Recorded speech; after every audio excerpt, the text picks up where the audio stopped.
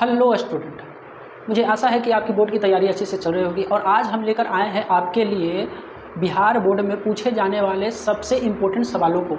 और आज मैं लेकर आया हूं विद्युत आवेश और क्षेत्र, जो आपके बिहार बोर्ड के एग्जाम में अक्सर पूछे जाते हैं, उन सवालों को, जिसमें से एक टॉपिक है आवेश के गुण, यानी कि प्रॉपर्टी ऑफ चार्ज। तो चलिए समझते हैं कि ये आवेश के गुण क्या होते हैं। आवेश के गुण को पढ़ने से पहले हमको समझना होगा कि ये आवेश क्या होता है। तो चलिए आवेश को एक एग्जाम्पल के द्वारा से समझते हैं कि आवेश होता क्या है। आप एक कंघी को अपने बालों में रगड़िए और उस कंघी को फिर छोटे छोटे कागज़ के टुकड़े के पास ले जाइए। वह छोटे छोटे टुकड़े क्या होंगे, उस कंघी में चिपकने लगेंगे। अब ऐसा होता क्यों है, जब आप कंघी को बाल से रगड़ते हैं तो उस बाल का जो इलेक्ट्रॉन है वह टूट कर कंघी पे आ जाता है, और जिस सिस्टम पे इलेक्ट्रॉन ट्रांसफ़र होता है वह सिस्टम हो जाता है आपका नेगेटिव, और बाल आपका हो जाएगा पॉजिटिव। तब वह जो कंघी जो नेगेटिव है वह पॉजिटिव की ओर अट्रैक्ट होगा, और आपका जो कागज़ के टुकड़े होते हैं वो होते हैं पॉजिटिव। जब आप कंघी को उस कागज़ के टुकड़े के पास लाते हैं तो वो कागज़ के टुकड़े पॉजिटिव होने के कारण उस कंघी में चिपक जाते हैं। इसी को हम बोलते हैं आवेश।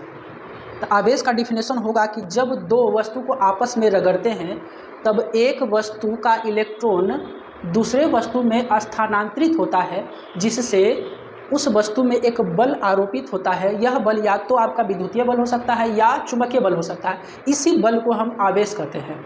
जैसा कि हम कंघी को बाल में रगड़ें तो ये कंघी हमारा एक वस्तु हुआ, बाल हमारा दूसरा वस्तु हुआ। बाल का इलेक्ट्रॉन कंघी में ट्रांसफ़र हो गया, तो वह जो कंघी था वो इलेक्ट्रॉन ज़्यादा होने से नेगेटिव चार्ज हो गया।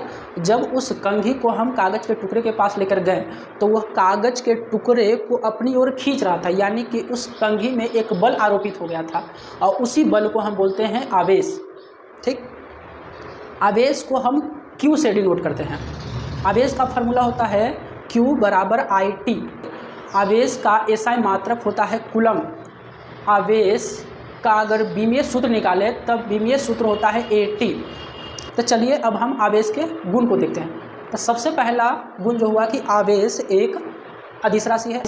अदिश राशि कहने का मतलब है कि आवेश में सिर्फ मैग्नीट्यूड होता है, डायरेक्शन नहीं होता है। यानी कि सिर्फ हम इसका वैल्यू बता सकते हैं कि ये 4 इलेक्ट्रॉन है, 5 इलेक्ट्रॉन है, 6 इलेक्ट्रॉन है, लेकिन इसका हम डायरेक्शन नहीं बता सकते हैं कि इसका डायरेक्शन किधर से किधर होगा।